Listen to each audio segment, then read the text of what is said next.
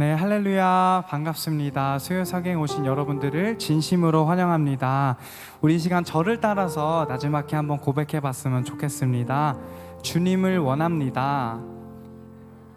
한 번 더 고백하시기 원합니다. 주님을 원합니다.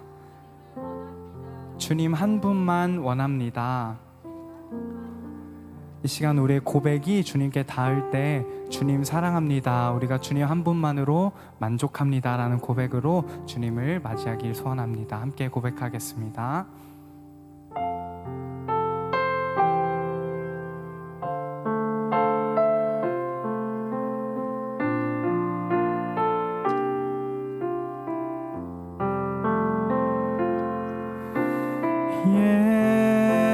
예수 사랑합니다.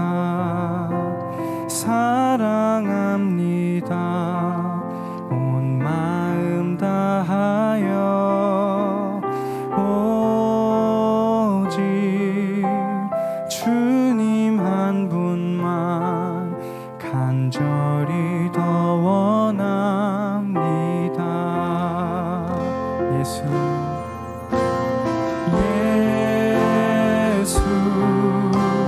사랑합니다. 사랑합니다. 온 마음 다하여 오직 주님 한 분만 간절히 더 원하. 왜 한 번만 더 고백합니다. 예수 사랑합니다.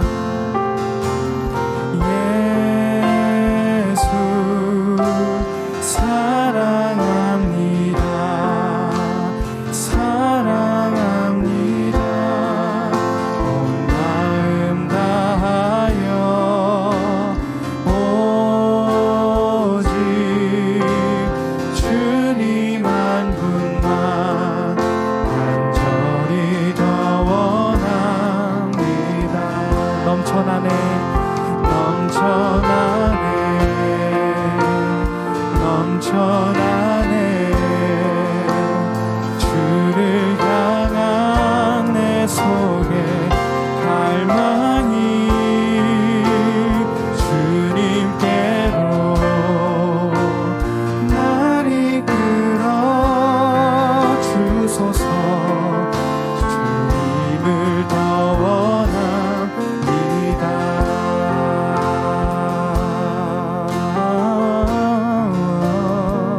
예수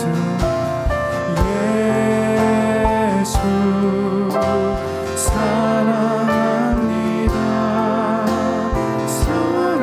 사랑합니다. 온 마음 다하여 오직 주님 한 분만 간절히 넘쳐나네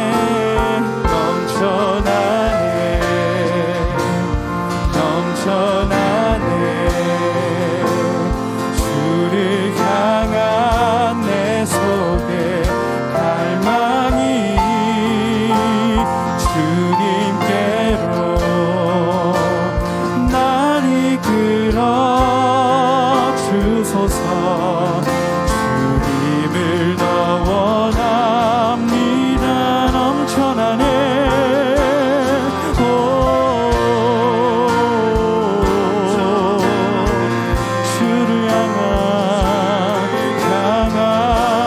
속에 갈망이 주님께로 날 이끌어. 우리 마저 한 번 더 고백하며 나아갑니다. 주를 향한 우리 갈망이 넘쳐납니다. 할렐루야. 넘쳐나네 넘쳐나네.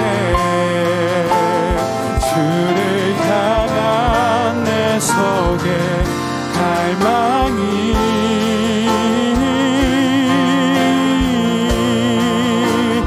날 이끌어 주소서. 우리 이렇게 고백합시다. 세상 소망 다 사라져가도 세상 소망 다 사라져가도 주의 사랑은 끝이 없으니 살아가는 이 모든 순간이 주의 힘을 나는 믿네.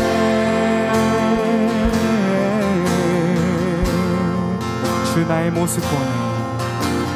주 나의 모습 보네. 상한 나의 맘 보시네. 주 나의 눈물 안에 주 나의 눈물 안에 홀로 울던 맘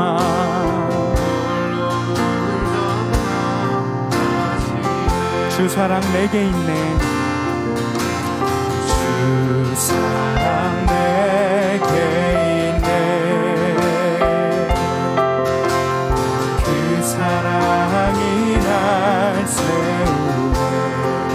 주 은혜 내게 주 은혜 내게 있네. 그 은혜로 날 세우네. 세상 소망 다 사라져가도 주의 사랑은 끝이 없으니 살아가는 이 모든 순간이 주의 힘을 나 한 번 더 고백합니다. 세상 소망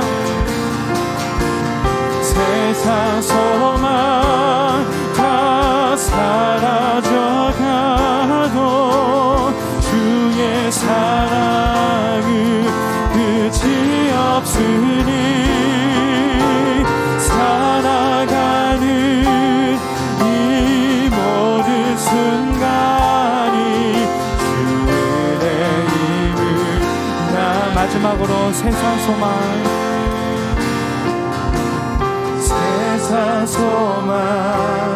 다 사라져가도 주의 사랑은 끝이 없으리 살아가는 이 모든 순간이 주의 힘을 나는 믿네.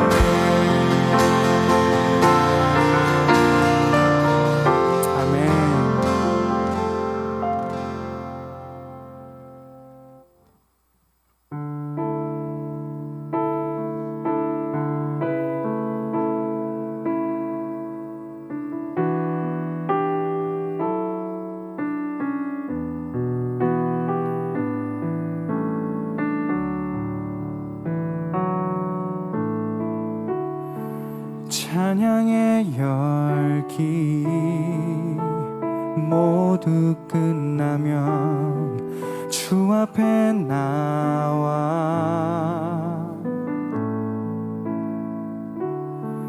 더욱 진실한 예배 드리네. 주님을 향한 노래 이상의 노래 내 맘 깊은 곳에 주께서 원하신 것 화려한 음악보다 뜻없는 열정보다 중심을 원하시죠. 주님께 드릴 마음의 예배 주님을 위한 주님을 향한 노래 중심 있는 예배 내려놓고 이제 나도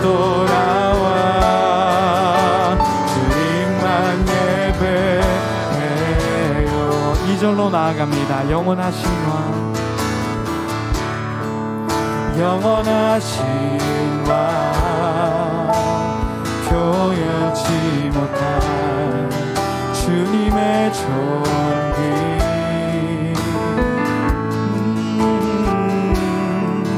가난할 때도 연약할 때도 주의 모든 것 노래 이상의 노래 주께서 원하신 것 화려한 음악보다 끝없는 열정보다 중심을 원하시죠. 주님께 드릴 맘의 예배, 맘의 예배, 주님을 위한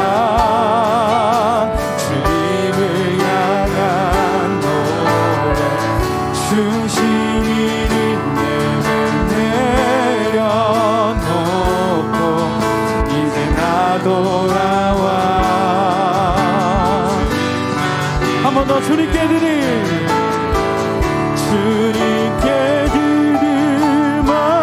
맘의 예배, 주님을 위한 주님을 향한 노래,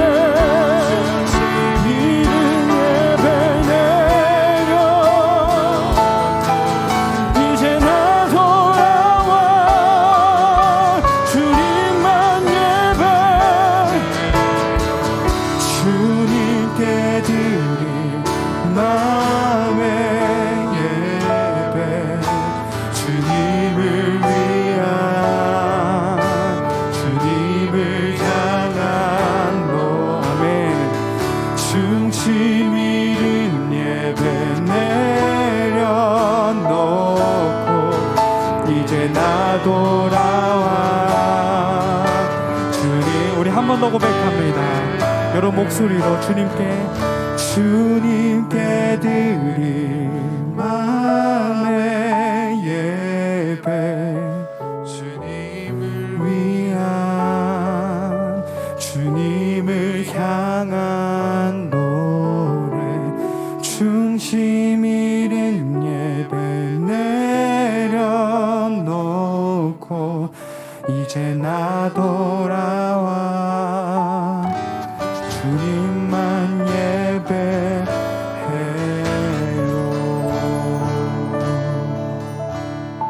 함께 기도하시기 원합니다.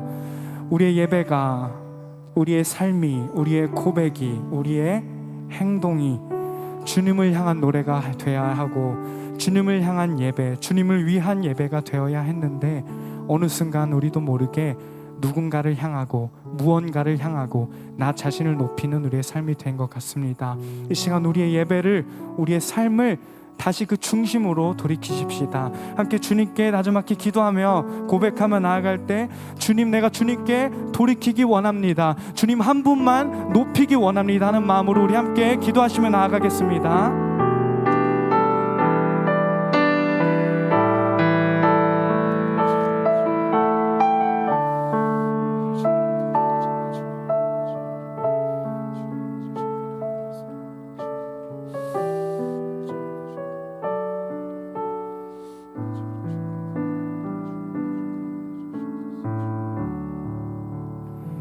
주님 감사합니다. 감히 주님을 예배하고 감히 주님의 말씀을 대할 수 있는 이 자리에 불러주심에 감사합니다. 하나님, 이 시간 우리 인간의 연약함은 가려주시고 오직 주님의 은혜와 주님의 말씀이 온전히 드러나고 우리가 그것을 온전히 받을 수 있는 시간 될 수 있도록 아버지 하나님 친히 함께 주장하여 주시옵소서.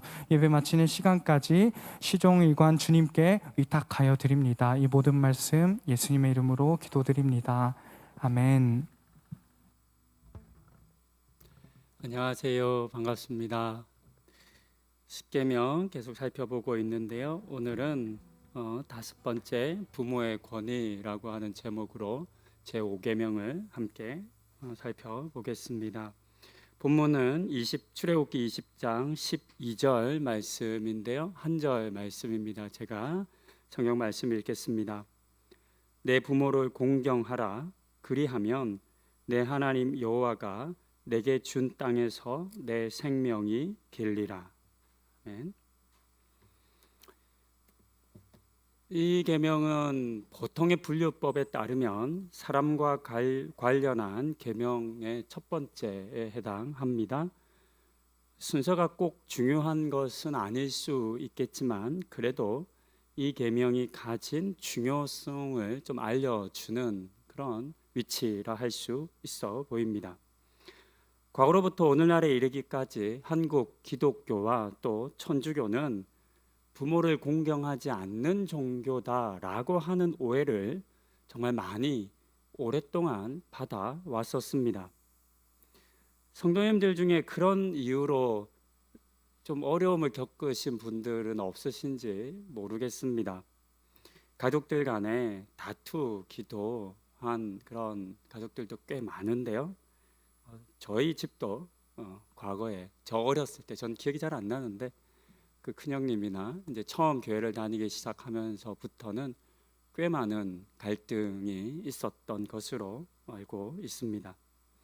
가장 흔하게 일어나는 일이 제사를 드리는 것과 이제 절을 하는 것입니다. 여기서 잠시 역사적인 사건 하나 이렇게 나누어 드립니다. 1791년입니다. 진산 사건이라 불리는 사건이 있었습니다. 전라도의 진산이라고 하는 지역에서 있었던 사건인데요. 다산 정약용의 고종 사촌인 윤지충이라고 하는 사람이 있었습니다. 이 사람이 정약용에게 복음을 전해 듣습니다. 그리고 너무 이제 좋아서 개인적으로 책을 찾아보고 하면서 공부를 하다가 1787년에 북경으로 가서 세례를 받습니다. 아직 이제 조선에서는 세례를 받을 수 없어서요. 그때 이 윤지충을 세례 준 사람이 한국 최초의 세례자였던 이승훈입니다. 그에 의해서 이제 세례를 받았죠. 그러니까 1787년에 세례를 받고 이제 캐토릭 신자가 된 겁니다. 그는 그렇게 세례를 받은 이후에 캐토릭 신자로서 잘 지냈습니다. 또 돌아와서 제사도 잘 드렸습니다. 그때까지만 해도 제사를 드리는 건 천주교여도 아무런 문제가 되지 않았습니다. 그런데 큰 변화가 생깁니다. 1790년에 아직 조선에는 주교가 없는데 이제 중국 북경에 주교가 있었습니다. 구베아 주교라고 하는 사람인데 그가 조선을 향해서 제사 금지령을 명령합니다. 이제 제사 드리지 마라고 한 겁니다.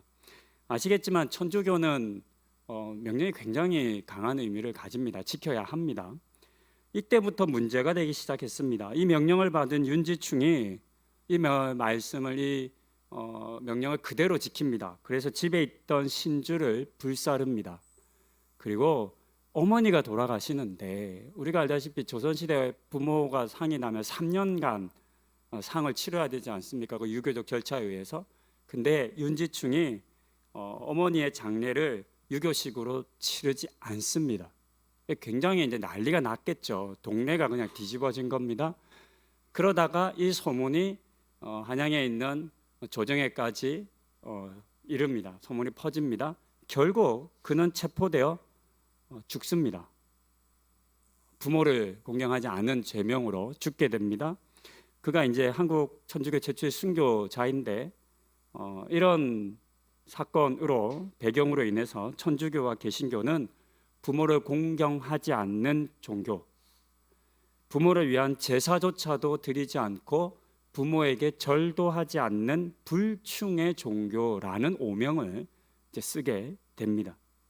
이와 같은 흐름이 굉장히 오랫동안 이어집니다. 그러니까 불과 몇십 년 전까지만 하더라도 이런 오해와 갈등이 우리 사회에 여전히 있었습니다. 우리나라의 기독교가 1970년대부터 80년대에 폭발적인 성장을 가집니다. 그때 신앙을 가지신 분도 적지 않으실 겁니다.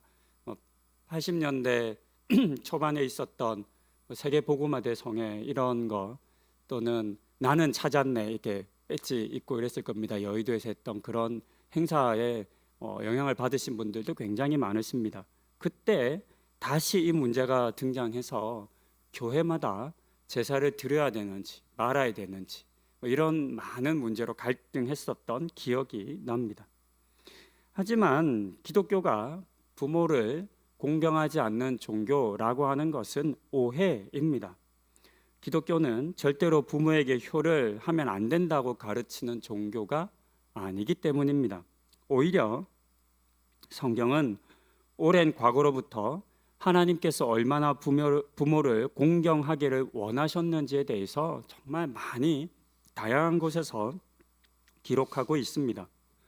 10계명 중에 하나가 부모를 공경하는 일 정도로 하나님께서는 부모 사랑을 강조하셨습니다.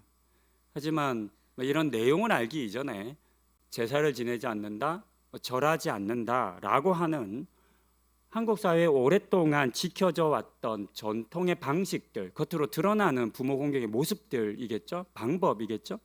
이제 그와 같은 것들을 거부한 것이 부각되어져서 많은 오해를 산 것이라 할 수 있겠습니다. 그래도 요즘은 이런 오해도 많이 줄어든 것 같습니다. 현대 사회에서는 부모 공경을 하는 것이 제사를 지내고 절을 하는 것으로는 그걸 하나로 보는 관점은 더 이상 없기 때문에 제사를 지내지 않는다거나 절을 하지 않는다고 해서 부모를 공경하지 않는다라고 하는 오해는 더 이상 받지 않는 것 같습니다. 이제 조금 더 우리는 이 말씀의 내용에 대해서 한번 살펴보아야 할 것 같습니다. 먼저 이 본문을 그대로 우리가 읽어보면 부모를 공경하라고 했는데, 공경한다라는 단어의 뜻은 무엇일까요? 자주 사용합니다. 이제 어른들에 대해서 표현할 때 부모님이나 어른들 손 위에 계신 분들을 이야기할 때 우리가 공경해야 한다, 이런 말을 많이 씁니다. 하지만 그게 무슨 뜻인지 설명해 보십시오, 정의해 보십시오라고 하면 또 마땅히 정의는 잘 안 되는 단어이기도 합니다. 사실 이런 단어들이 우리가 굉장히 많이 사용하죠. 뜻은 알겠으나 표현은 잘 못하는 그런 단어입니다. 히브리어로 이 단어의 의미를 한번 살펴보겠습니다. 히브리어는 카베드라고 하는 단어를 쓰는데요, 단어의 뜻은 무겁게 여기다, 중히 여기다입니다. 무겁게 여기다. 우리도 이제 이런 말을 많이 씁니다. 반대로 그 반대의 말로는 가볍게 여기다 또는 경히 여기다라고 하는 표현을 씁니다. 사람을 가볍게 여긴다라고 하면 우리가 그 뜻이 그냥 쉽게 이해가 되죠. 그 사람의 말을 귀담아 듣지 않거나 무시하는 것, 함께 일을 계획하거나 행할 때에도 그 사람의 뜻이나 의견 등은 중요하게 여기지 않는 겁니다. 고려하지 않는 겁니다. 무시하는 겁니다. 쉽게 말해 마치 없는 사람처럼 취급하는 그런 것이 가볍게 여긴다, 경히 여긴다라고 하는 뜻이겠습니다. 반대로 중히 여기다, 무겁게 여기다라고 하는 의미는 그 사람이 하는 말에 먼저 귀를 기울입니다. 그렇죠? 그리고 그가 한 말을 절대로 무시하거나 지나치지 않습니다. 가끔은 지나치는 말로 한마디 내뱉은 것일 뿐임에도 불구하고 듣는 사람들은, 그러니까 그의 말을 중하게 여기는 사람들은 그 지나가는 말조차도 그 뜻을 해석하기 위해서, 어떤 의미가 담겨 있나를 찾아내기 위해서 굉장히 많은 애를 씁니다. 계획을 세우거나 일을 할 때에도 중히 여기는 사람의 의견이 있다면 먼저 최대한 그의 의견을 고려합니다. 그리고 그것들을 기준으로 삼고 그 다음에 다른 일들을 정하곤 합니다. 자리에 그냥 우리가 눈에 보이는 이런 자리에 앉을 때에도 가볍게 여기는 사람과 무겁게 여기는 사람에게 배치된 마련된 자리는 결코 같지는 않을 겁니다. 우리는 이 단어, 히브리어 단어를 통해서 부모를 공경한다라고 말할 때 우리가 취해야 하는 태도가 어떠한지에 대해서 이렇게 이 단의 의미를 통해서 읽어낼 수 있겠습니다. 부모의 말을 귀담아 듣는 겁니다. 귀 기울여 듣는 겁니다. 흘려 듣지 않는 겁니다. 또 단순히 말만 듣는 게 아니라 말 듣고 한 귀로 흘리면 안 되잖아요. 말만 듣고 잘 들었다라고 하는 것이 아니라 그 말을 잘 듣고 그 말에 담긴 뜻과 행위들을 잘 행하는 것이겠죠. 그래서 우리가 예수님과 하나님과의 관계에서도 볼 수 있는데요. 예수님께서 하나님 아버지의 말을 내가 듣고 아버지가 한 말 아닌 건 내가 하지도 않았다고, 아버지가 하신 말씀을 내가 그대로 행했다라고 말씀하시면서 그것으로 내가 아버지를 영화롭게 하고 싶었다라고 말하죠. 그러니까 하나님께서 얘기하시죠.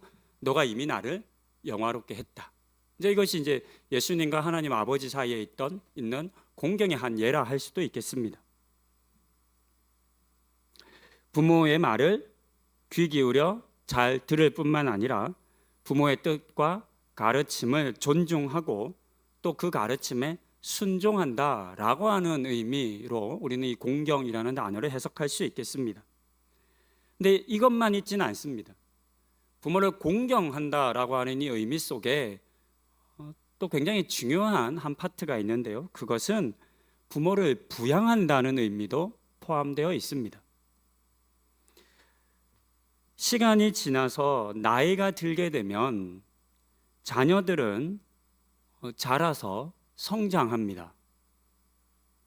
그런데 자녀가 성장하는 것에 비해서 부모는 늙어 갑니다. 자녀가 어릴 때에는 부모에게 힘이 있어서 부모는 자신이 가진 그 힘을 자녀를 양육하는 데 사용합니다. 그렇죠? 여기 부모님들 많으신데 아마 여러분들의 정말 많은 힘과 에너지를 자녀 양육에 쏟아 부으셨을 겁니다. 하지만 나이가 들면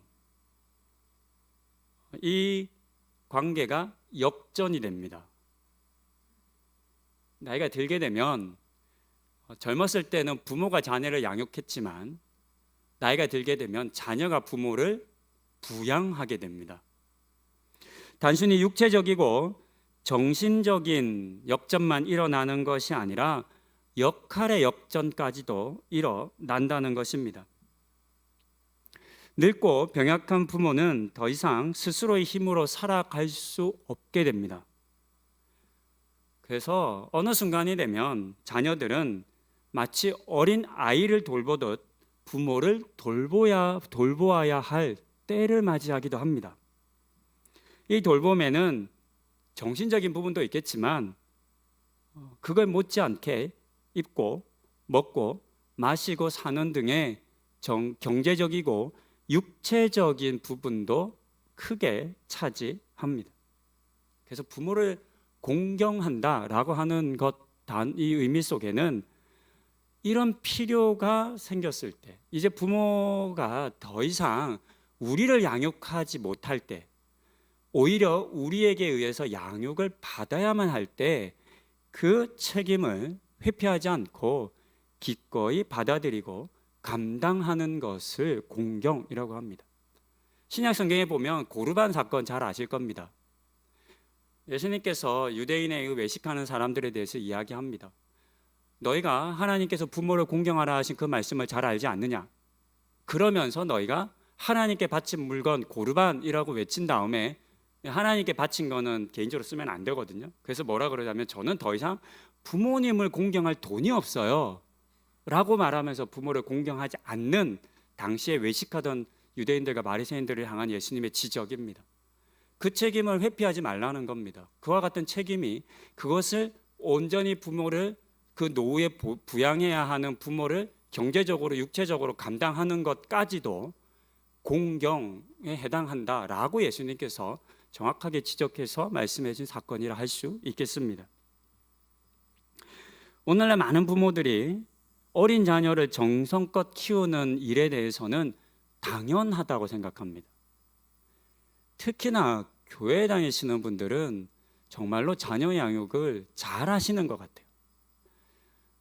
혹시 자녀가 말 안 듣는다고 때리고 야단치고 막 그러신 분 안 계시죠, 여기? 제가 들어본 적이 없어요. 안 계세요. 그런 분들이 아니라 최대한 자녀에게 해줄 수 있는 많은 기회들을 제공하고 뒷바라지하고, 그것뿐 아니라 굉장히 인격적으로, 제가 봐도 와, 우리 교회 부모님들은 존경스럽다, 뭐 이런, 제가 신방 가서 얘기 들어보면 너무나 닮고 싶은 면들이 많은 그런 부모님들이 많으세요. 실제로도 엄청난 시간적, 재정적, 감정적인 헌신을 자녀들에게 쏟아부으십니다. 아니라고 말하실 분 별로 안 계실 것 같아요. 물론 사람들마다 비교하면 강도의 차이는 있을 수 있을 겁니다. 그러나 그 자녀를 하나님 안에서 잘 기르기 위해서 정말 부모님들 헌신적으로 그 일을 감당하십니다. 저도 요즘 아이들이 이제 커가면서 아이들에게 투입되는 물적, 정신적 에너지가 엄청나다는 걸 몸으로 느끼고 있습니다. 아, 이제 힘들어요. 둘째라 놀아주기가 너무 힘들어요, 진짜. 또 이렇게 또 설교하고 가면 또 놀아달라 그러거든요. 아빠는 말을 하기가 힘든데 딸은 왜 이렇게 말을 많이 하면서 놀아야 되는지 힘들어요. 그렇게 자녀들을 헌신적으로 양육하는 우리가 병약한 부모님을 모시는 것에 대한 생각은 조금은 다른 것 같아요. 여러분들은 여러분들의 부모님을 어떻게 모시고 계십니까? 먼저 저부터도 요즘 최근에 이런 후회를 굉장히 많이 한 사건들이 있었습니다. 저는 아직 어머님이 계세요. 어머님이 이제 내년에 만으로 90이 되세요. 누나네 집에서 같이 살고 있는데 한 달여 전에 한 일주일 정도 저희 집에 모시고 있어야 되는 일이 있어서 모시고 있었는데 너무나 많이 이렇게 약해지신 거예요.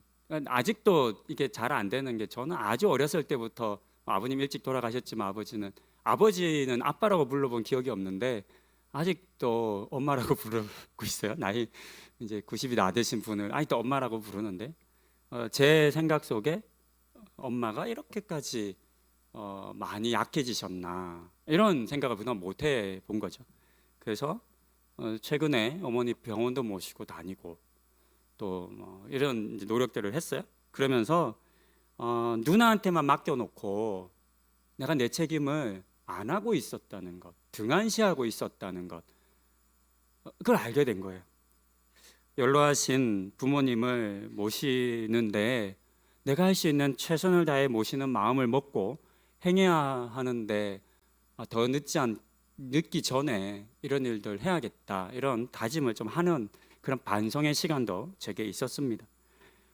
늙고 연로하신 부모님을 최선을 다해서 모시는 것, 그것 또한 공경입니다. 이제 조금 다른 주제로 넘어가 보겠습니다. 부모의 권위에 대한 생각을 한번 해보겠습니다. 앞서 부모님의 말을 잘 듣는 것, 부모님의 뜻을 잘 듣고 헤아리는 것이 공경이라고 첫 번째 말씀드렸잖아요.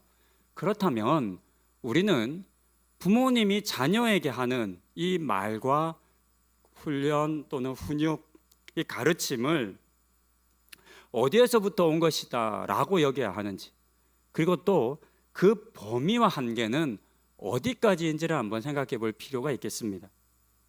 많은 사람들이 부모의 권위는 자녀들이 부모를 통해서 태어났기 때문에 자연적으로 주어진 것이라고 생각합니다.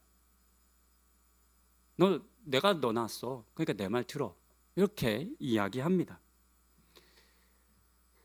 게다가 자녀들은 아주 오랜 시간 동안 부모의 헌신적인 돌봄과 양육이 없이는 사실 살아갈 수가 없습니다. 사람이 사람의 구실을 해서 혼자서 살아가려는 데까지 필요한 시간은 십수년도 더 걸리는 것 같아요. 큰아이가 지금 15살 중인데 물론 혼자서 그럭저럭 살아갈 수는 있겠죠. 그러나 그 아이가 정서적으로, 육체적으로, 심리적으로 건강하게 자라기에는 여전히 부모의 도움이 절대적으로 필요할 겁니다. 그러니까 이런 부모의 헌신적인 돌봄과 양육이 없이 살아갈 수 없으니까 너 내 말 들어야 돼. 부모에게 너를 키울 권위가 있는 거야 라고 우리는 생각할 수 있습니다. 내가 부모니까, 생물학적인 부모니까, 너 나한테 맡겨졌으니까 라고 생각하는 사람들이 꽤 많습니다. 하지만 기독교는 이 권위가 하나님으로부터 시작되었다라고 생각합니다. 사람을 통해서 태어났지만 그것은 하나님께서 부모를 청지기로 사용하셨기 때문입니다. 부모에게 자녀 양육이라고 하는 직분을 맡겨주신 것이다 라고 이해하는 것이 개혁교회의 부모의 권위에 대한 이해의 전통입니다. 근데 이 사실이 굉장히 중요한 것, 하나님께서 자녀를 부모에게 맡기는 역할을 주셨다라고 하는 이 말이 굉장히 중요한 이유는 하나님께서 맡기셔서 생긴 권위이기 때문에 이 권위는 하나님의 뜻에 합당하게 쓰여질 때만 권위가 된다는 겁니다. 하나님이 권위를 주셨죠. 부모라고 하는 권위. 그런데 부모가 하나님으로부터 받은 권위라고 하는 것을 인정하지 못하고 깨닫지 못하고 자기의 권위를 사용하게 될 때, 그것은 바른 권위일 수 없다는 겁니다. 부모이기 때문에 부모 마음대로 자녀를 양육할 수 있다라고 하는 생각은 큰 착각입니다. 안타깝게도 이런 부모들이 적지 않은 것 같습니다. 하지만 우리가 하나님이 주신 은사나 물질을 하나님 뜻대로 사용할 때 선한 청지기가 된다라고 아는 것처럼 마찬가지로 부모의 권위 또한 하나님의 뜻대로 사용되어져야 합니다. 그때야 비로소 그 권위가 하나님께서 부여하신 정당한 부모의 권위가 될 수 있습니다.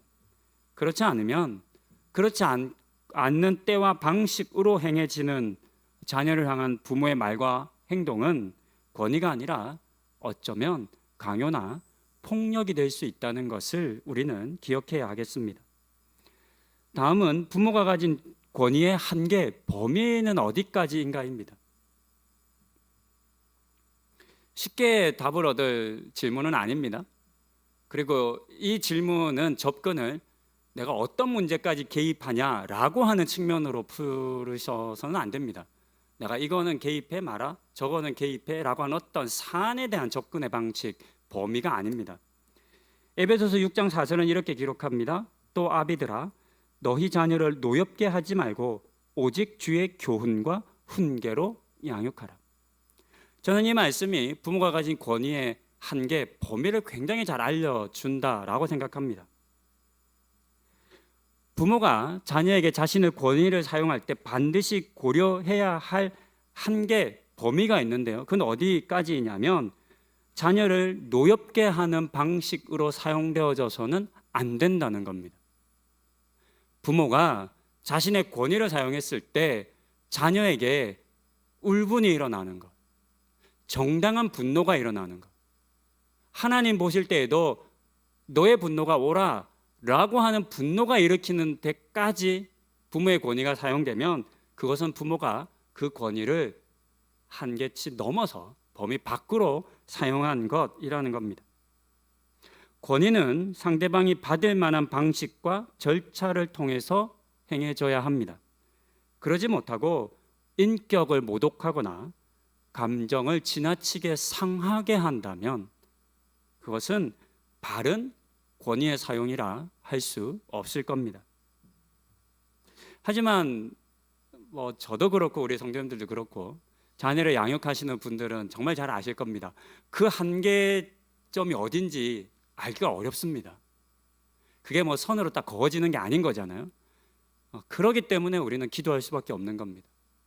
그렇기 때문에 우리는 자녀의 양육의 일에 있어서 하나님 앞에 의지할 수밖에 없는 겁니다. 우리는 그 선을 명확히 알고 사는 사람들이 아니기 때문입니다. 멈출 때 멈추는 것, 넘어가지 않는 것, 배려하는 것, 존중하는 것, 그것이 매우 어렵습니다. 또 상황과 여건에 따라 변하기도 할 겁니다. 그렇기 때문에 모든 부모들은 부모로서의 권위를 사용할 때 조심해서 기도하며 또 내 자녀의 성향과 특성을 잘 알아가며 사용할 수 있도록 주의해야겠습니다. 하지만 많은 부모들이 이런 부분에서 실수합니다. 물론 자녀를 잘 양육하려 하는 의도라는 건 잘 압니다. 하지만 아무리 그런 의도가 크다 하더라도 자녀를 노엽게 하면 아무것도 이루어지지 않는다는 사실도 우리는 알아야 합니다. 다 경험하는 바일 겁니다. 내용이 아무리 좋아도, 부모가 하는 말이 아무리 맞아도 그 내용보다 태도와 자세와 말투에 사람은 더 빨리, 더 많이 영향을 받는 존재입니다. 근데 이건 비단 어린 자녀들만의 문제가 아니라 어른들도 마찬가지입니다. 여러분들도 마찬가지일 겁니다. 부부간의 대화를 하거나 동료들, 친구들, 직장 상사나 후배나 대화를 할 때 내용은 인정이 되는데 말투가 받아들여지지 않고 나한테 보이는 그 태도 때문에 수긍이 안 되는 경우 많이 경험하실 겁니다. 다 마찬가지이죠. 그런데 부모 자녀 간에도 그럴 일들이 일어난다는 겁니다. 그런 일이 없도록 해야 할 겁니다. 누군가를 노엽게 하는 방식으로 행해지는 권위는 바른 권위로 존중받을 수 없습니다. 이것은 비단 부모와 자녀의 관계에서뿐만 아니라 리더의 권위, 선배의 권위 등 우리가 살아가는 일상의 사회생활 속에서도 각종 권위의 관계 속에서도 동일하게 일어납니다. 권위는 존중과 배려, 사랑 안에서 행해질 때 참된 힘을 가진다는 것 기억해야 하겠습니다. 그리고 우리는 이것을 하나님과 예수님을 통해서 이미 경험했습니다. 하나님의 권위가, 그리고 이 땅에 오신 예수님의 권위가 어떤 방식으로 사람들에게 임했는지를 우리는 기억해야 합니다. 생각해야 합니다. 예수님께서는 작은 자들, 병든 자들과 같은 사회적으로 천대받는 사람들에게도 결코 무례하지 않았습니다. 그들을 배려하셨습니다. 존중하셨습니다. 심지어는 죄인과 하나가 되기까지 하셨습니다. 이 은혜를 우리가 누렸고 이 은혜로 말미암아 우리가 구원을 받았다라고 하는 사실을 기억하십시다. 두 번째로 이 에베소서 6장 4절에는 오직 주의 교훈과 훈계를 가르치라고 했습니다. 오직 주의 교훈과 훈계. 이 문장에서 알 수 있듯이 이 교훈과 훈계는 주의 것입니다. 누구의 교훈과 훈계를 가르치라라고 한 것이냐면 부모의 지식과 부모의 감정과 부모의 경험에 기반한 것이 아니라는 점입니다. 대부분의 부모들이 자녀들보다 경험이 더 많습니다. 지혜롭습니다. 그렇지 않은 부모가 사실 거의 없다 할 수 있습니다. 그래서 많은 부모들이 자신이 가진 것, 배운 것, 아는 것, 경험한 것으로 자녀들을 양육하려 합니다. 하지만 오늘의 본문, 이 에베소서 본문은 그런 부모 자신의 교훈과 훈계가 아니라 주님의 교훈과 훈계를 가르치라, 양육하라 했습니다. 우리가 이 점을 놓치지 않아야 합니다. 그리고 여기에 있어도 또 중요한 것은 부모인 우리가 먼저 주의 교훈과 훈계를 무엇인지 알아야 한다는 굉장히 놀라운 사실을 알려줍니다. 주의 교훈과 훈계가 뭔지를 모르는 부모가 자녀에게 주의 교훈과 훈계를 가르칠 수가 없는 겁니다. 왜 우리가 더 믿음에 깊이 들어가야 하는지, 왜 우리가 믿음 생활, 예배 생활, 기도 생활을 열심히 해야 하는지. 왜냐하면 우리의 그와 같은 열심이 결국 우리 자녀들에게 가르쳐야 할 내용이기 때문입니다. 모르는 것을 어떻게 가르칠 수 있겠습니까?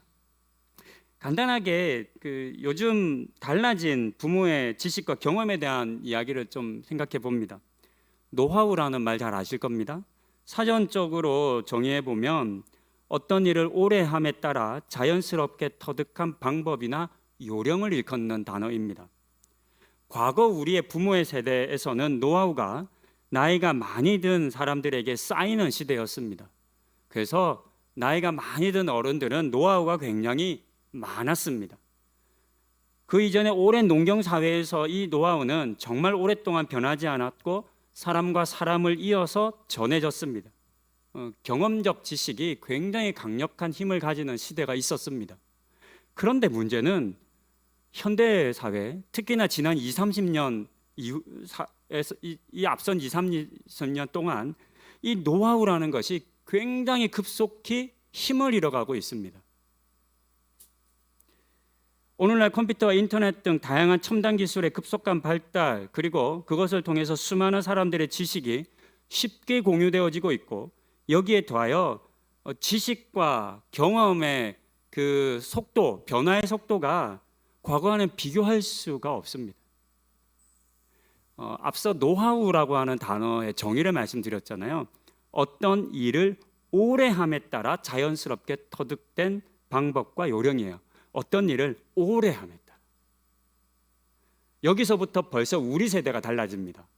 우리 세대는 여러분들 답답하시죠? 어떤 일을 오래 안 해요. 시대가 너무너무 급변하고 있는 거죠. 그래서 어떤 일이 벌어지냐면, 과거 시대를 살아온 우리의 부모 세대, 또 우리 세대도 마찬가지일 수 있습니다. 그동안 자부심으로 가지고 있었던 삶의 경험의 노하우가 더 이상 이 현대를 살아가는 우리의 자녀 세대, 우리의 후손 세대에 유효하지도 않고 필요하지도 않을 수 있게 되었다는 겁니다. 물론 모든 부분이 그런 건 아니겠지만 문제는 점점 그 범위가 넓어진다는 데 있습니다. 여러분들이 자녀 세대, 여러분의 자녀 세대, 여러분의 후배 세대들과 여러분들을 딱 생각해 봤을 때 나에게 저들이 없는 노하우가 있는가? 정말 한번 깊이 생각해 보셔야 합니다. 나는 내 삶의 경험과 이러한 것들이 내 자녀에게 영향을 미칠 만한 노하우로 존재하고 있는가? 그렇지 않다면, 그게 나쁜 의미가 아닙니다. 그럴 수 있는 겁니다. 삶의 경험과 이력이 다르니까.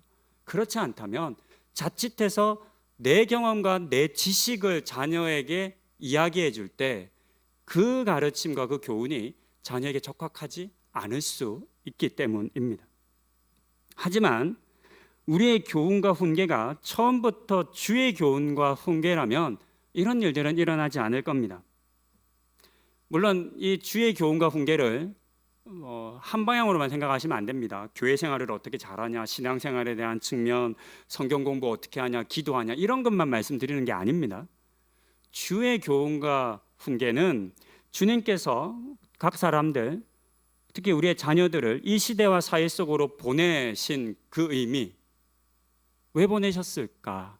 또 그들로 하여금 각자에게 주어진 하나님의 은사를 통해서 하나님 나라와 세상과 그리고 사람들을 유익하게 하려 하는 그 하나님의 뜻을 어떻게 이루어갈 것인가에 대한 그런 부분들입니다. 이와 같은 부분들에 대해서 우리는 잘 가르치고 있는가?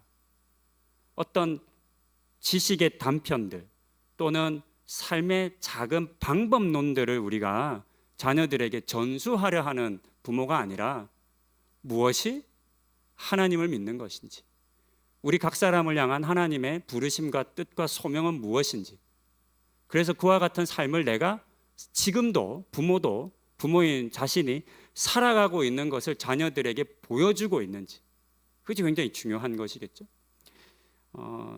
어른들은 나이가 들면 많이 위축되시더라고요. 특히나 일을 그만두시고 이렇게 뭔가를 하시던 현장에서 물러나시게 되면 이제 나는 사회에서 더 이상 기여할 게 없다라고 하는 의식을 많이 느끼신대요. 그래서 많이 위축되시고 외로워지신대요. 근데 우리의 삶의 모습이 그렇게 세상의 어떤 일의 방법에만 매몰되어 있으면 그런 일이 벌어질 수 있을 것 같아요. 그러나 아시다시피 하나님을 믿는 것, 믿음의 생활에는 리타이어가 없죠. 은퇴가 없는 거예요. 예전에 제가 설교를 할 때 노인들은 꿈을 꾸고 이런 설교 한번 했어요. 우리 그때 말씀드렸잖아요. 저 아이들은 환상을 보고 이런데 이 순서가 뒤집힌 거 아니냐고. 많은 사람들이 꿈은 젊은 어린이들이 꾸고 그쵸? 그 환상은 노인들이 볼 것 같은데 성경은 그렇게 이야기하지 않아요? 꿈을 노인들이 꾼다 그래요. 그 꿈은 삶의 모든 경험들이 어렸을 때부터 이어져 온 그것이 하나님 안에서 하나의 꿈이 되어서 어떻게 이 땅이, 이 세상이 하나님 나라가 될 것인가에 대한 그 벅차오르는 꿈이라고 말씀을 드린 적이 있어요. 그렇기 때문에 믿음의 삶에 있어서는, 하나님을 믿는 믿음에 있어서는 나이가 든다고 해서, 일을 그만둔다고 해서, 건강이 약화된다고 해서 그것이 약화되거나 사라지거나 위축될 일은 없다는 거죠. 더욱더 믿음의 삶을 충실히 부모가 살아야 할 이유가 거기에 있고, 그것을 통해서 우리의 자녀들을 양육할 수 있습니다. 이제 마지막 말씀을 봅니다.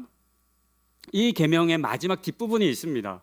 내 부모를 공경하라로 끝이 난 게 아니에요. 뒤에 보시면 그리하면 내 하나님 여호와가 내게 준 땅에서 내 생명이 길리라 라고 했어요.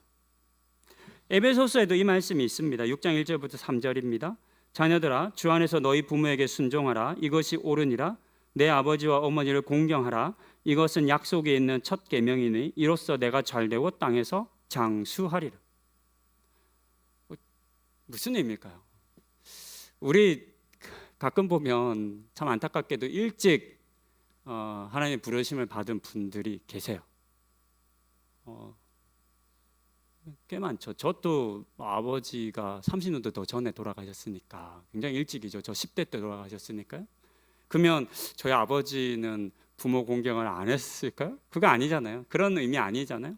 그러면 이 본문에서 말하는 장수한다라고 하는 의미는 뭘까요? 단순히 오래 산다는 걸 말할까요? 그렇지는 않습니다. 문자적으로 해석하시면 안 됩니다. 고대 사회에서 장수한다는 것이 어떤 의미인지를 알면 이 의미는 굉장히 쉽게 풀립니다.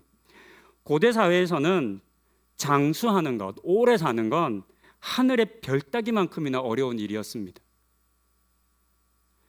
태어나면서부터 죽는 신생아들이 수없이 많았습니다. 유아 사망률도 엄청 높았습니다. 불과 100여 년 전까지만 하더라도 전 세계적으로 유아 사망률은 엄청 높았습니다. 세균에 대한 이해가 없고 위생관념이 뛰어나지 않았고 아주 간단한 질병도 해결하지 못했기 때문에 유아 사망률이 엄청 컸죠. 높았죠. 이후에도 각종 전쟁과 수렵과 질병 등으로 대부분의 사람들이 젊어서 죽었습니다. 이런 시대적 상황에서 장수는 그 자체적으로 축복을 의미합니다. 오래 살았다는 것은 그만큼 하나님의 보호하심을 많이 받았다는 것을 의미하는 겁니다. 이런 배경을 우리가 좀 이해하고 나면 이 장수한다는 의미가 단순히 오래 산다는 의미가 아니라 부모를 잘 공경하면 하나님이 주시는 복을 오랫동안 많이 받아 누리게 될 것입니다. 그러니까 당신은 그렇게 하면 하나님이 절대 당신을 복을 안 주실 리가 없다고, 하나님이 주시는 복을 받을 겁니다 라고 하는 의미입니다. 말씀을 정리합니다. 이 땅의 사람들은 부모를 통해 세상을 얻었습니다. 하나님께서 그렇게 사람과 사람을 이어 주신 겁니다. 그리고 부모들은 자신들의 모든 것을 헌신하며 자녀들을 양육해 주었습니다. 이 은혜가 얼마나 큰지를 우리가 잊지 않아야겠습니다. 그래서 하나님께서는 자녀들에게 부모를 공경하라라고 하는 말씀을 계명으로 주신 겁니다. 우리의 부모에 대한 공경이 외적인 조건 때문에 행해지지 않도록 해야 하겠습니다. 부모님에게 물질이 많거나 존경받으실 만한 업적이 있거나 또는 지혜로워서가 아니라 하나님께서 그분들을 나의 부모로, 나는 그분들의 자녀로 관계를 맺어주신 것, 묶어주신 것 그 하나만으로 감사하고 또 공경할 줄 아는 것이 하나님께서 모든 하나님의 백성들에게 말씀하신 명령하신 것입니다. 과거와 달리 몸도 정신도 많이 약해지신 부모님들, 다들 아직 살아계신 부모님 계시면 그렇죠? 더 많이 사랑하시면 좋겠습니다. 이 땅에서 삶이 다하는 그날까지 자녀의 사랑 듬뿍 받으시면서 살아가실 수 있도록 또 우리는 최선을 다해서 부모님들을 공경할 수 있도록 우리 함께 노력하기를 소망합니다. 이제 함께 기도하는 시간 갖기 원합니다. 우리 찬양팀 함께 나와서 준비해 주시고요. 먼저 우리 각자의 부모님들을 한번 생각하며 기도하기 원합니다. 노년에 평안하시도록, 큰 질병과 아픔 겪지 않으시도록, 무엇보다 아직 복음을 듣지 못한 부모님이 계시다면 속히 하나님 만나 주시기를 간구하십시다. 이미 부모님 다 돌아가신 분들도 계시겠습니다. 그렇다면 이 시간 한번 우리 부모님에게 받았던 사랑 한번 추억하고 다시 떠올리고 고맙고 감사하다 말씀드리고 그 사랑 잘 간직해서 잘 이어가겠다고 그렇게 또 기도하는 시간 가지면 좋겠습니다. 함께 기도하시겠습니다.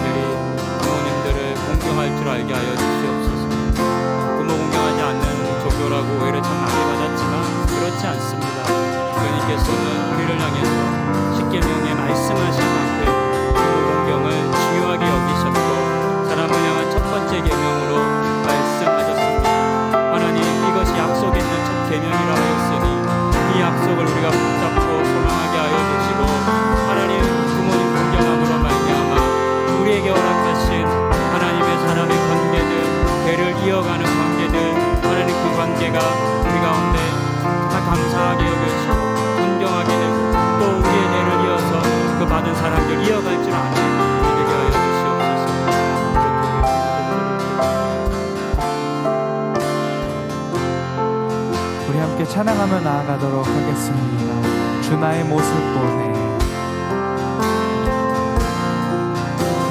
주 나의 모습 보내, 상한 나의 맘 보시네, 주 나의 눈물 안에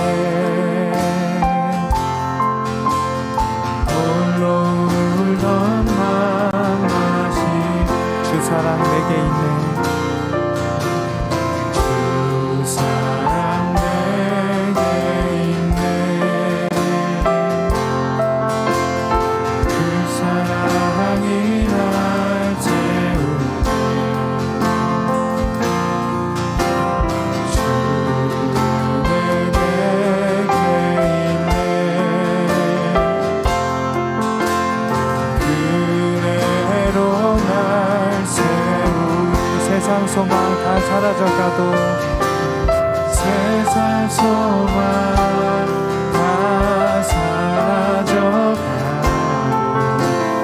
주의 사랑이 끝이 없으니, 살아가는 이 모든 순간이 주 은혜임을 한 번 더 고백하겠습니다. 세상 소망, 세상 소망 다 사라져가도 주의 사랑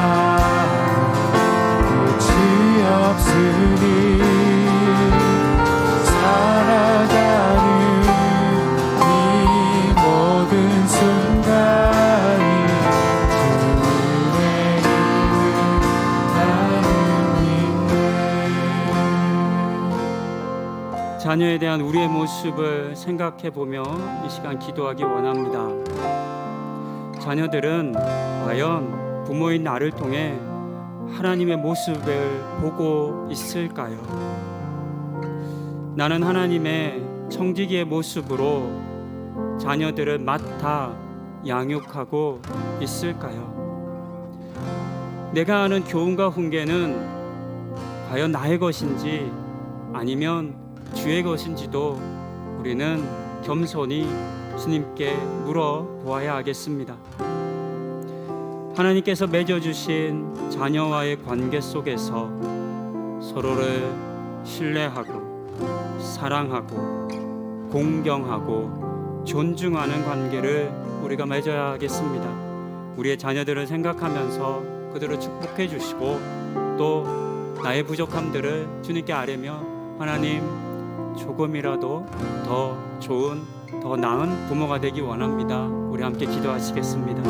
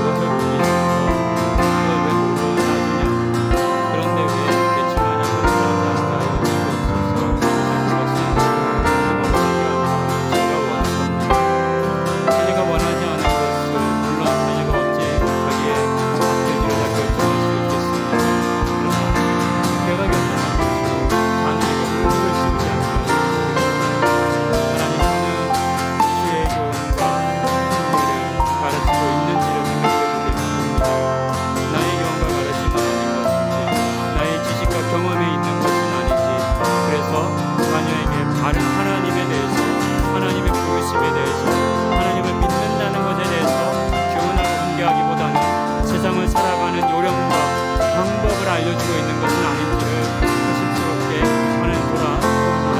하나님과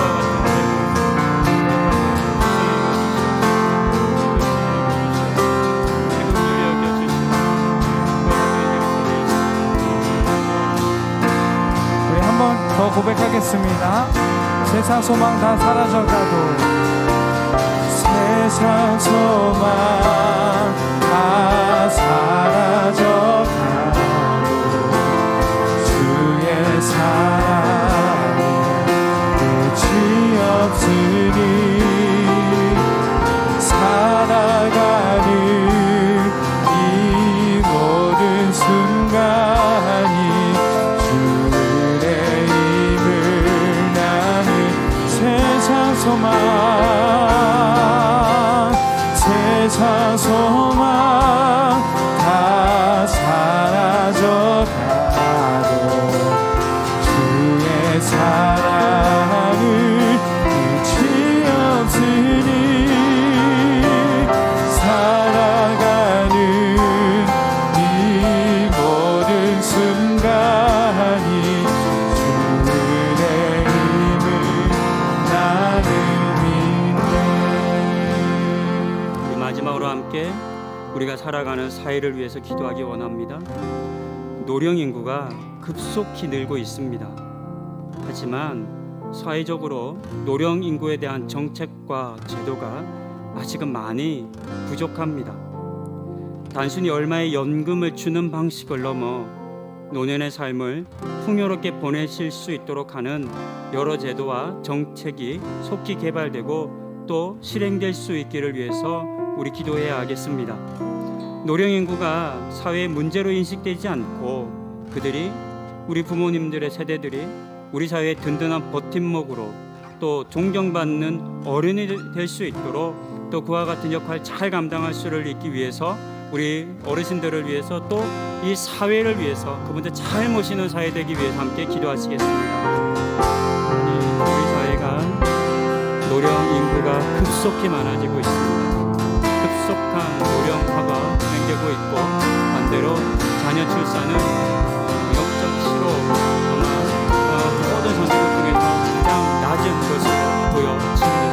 우리 사회가 너무나 팍팍하고 막막해서 자녀를 놓고 싶지 않은 사회가 되어가고, 반면에 점점 의료기술이 발달함으로 말미암아 노령인구는 증가하는 시대를 살아갑니다. 하나님, 그러나 많은 노령이 증가하는 것에 비해서 사회 인식과 또 제도와 또 여러 실행은 이편에 미흡하고 부족합니다. 노인이 많아지는 것을 사회 문제로 여겨야 할 만큼의 위기에 처해 있기도 합니다.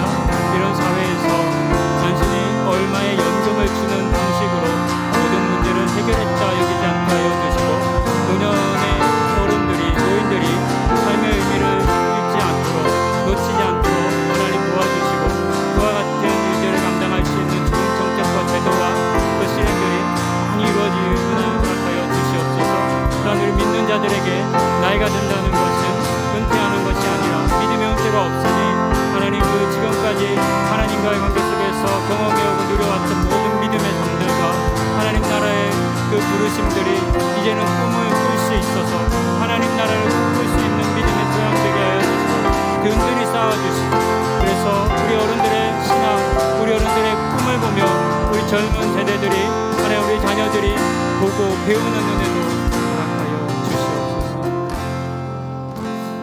하나님께서는 이 땅의 모든 사람들을 향해서 부모를 공경하라 명령하셨습니다.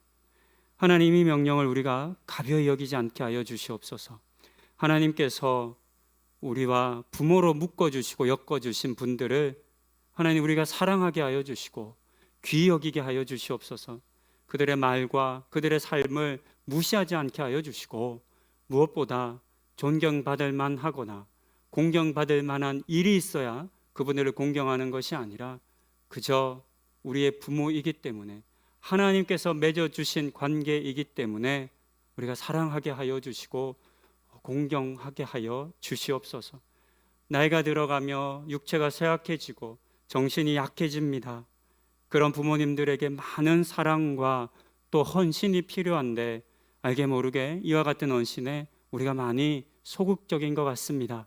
하나님, 우리 자녀들에게 부모 사랑하는 마음을 넘치게 부어주셔서 마땅히 우리가 감당해야 할 육체적인, 정서적인, 경제적인 부양의 의무도 잘 감당하게 하여 주시옵소서.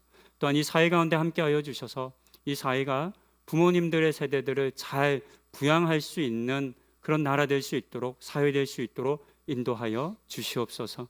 하나님, 우리가 다시금 부모의 권위에 대해서 생각해 보았습니다. 그냥 주어진 것이 아니라 하나님께서 맡기신 권위인 것을 알았습니다.